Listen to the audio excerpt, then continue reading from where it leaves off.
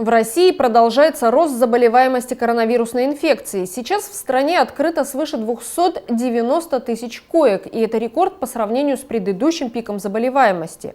Ежедневно в республике Коми фиксируется около 400 новых заболевших. В Инте сейчас в активной фазе заболевания находится более 220 человек. В нашем городе сейчас свирепствует дельта-штамм COVID-19. Его отличает очень быстрое течение болезни и высокая скорость передачи. В зоне риска сейчас находятся не только люди преклонного возраста, но и дети. На базе педиатрического отделения развернуты ковидные койки. Сейчас там лежат 9 несовершеннолетних интинцев. Очень много заболевших и много тяжело болеющих. У нас переполнена ковидная реанимация. У нас болеют тяжело дети. Если в предыдущие случаи подъемов заболеваемости дети были просто носителями или болели легко, то, к сожалению, сейчас очень тяжело болеют и дети. У нас есть же констатация факта болезней 1,5-месячных, 5-месячных, годовалых, ну и более старшего возраста. И болеют дети очень тяжело. К сожалению, у нас даже есть летальный случай смерти 2-месячного ребенка, которого мы вовремя отправили в Сыктывкар, но, к сожалению, Сыктывкар тоже не справился с этой ситуацией. Очень тяжело болеют и взрослые. На территории Республики Коми циркулирует штамм Дельта, который имеет очень короткий инкубационный период, очень заразен.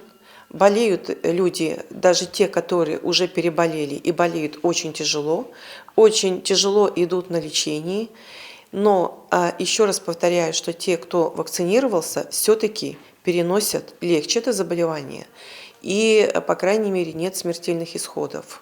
Специалисты советуют при первых признаках заболевания обращаться за медицинской помощью. На данный момент в Инте есть напряженность с кадрами, в частности, не хватает терапевтов, но в помощи никому не будет отказано. К сожалению, проблемы и с терапевтами. Терапевты такие же люди, и они точно так же болеют. И медицинские сестры болеют, не спасают, к сожалению, даже наши средства защиты, потому что концентрация вируса у медицинских работников при контакте очень высокая. Звонить надо сразу же врачу 61636. Я знаю, что дозвониться очень сложно. Есть единый номер, по которому тоже можно дозвониться. И тяжелее всего звонить в понедельник и после праздничных дней, потому что вызовов много. Сейчас будет 4 выходных, конечно, первый день будет очень сложно дозвониться. Но просто надо иметь терпение и звонить.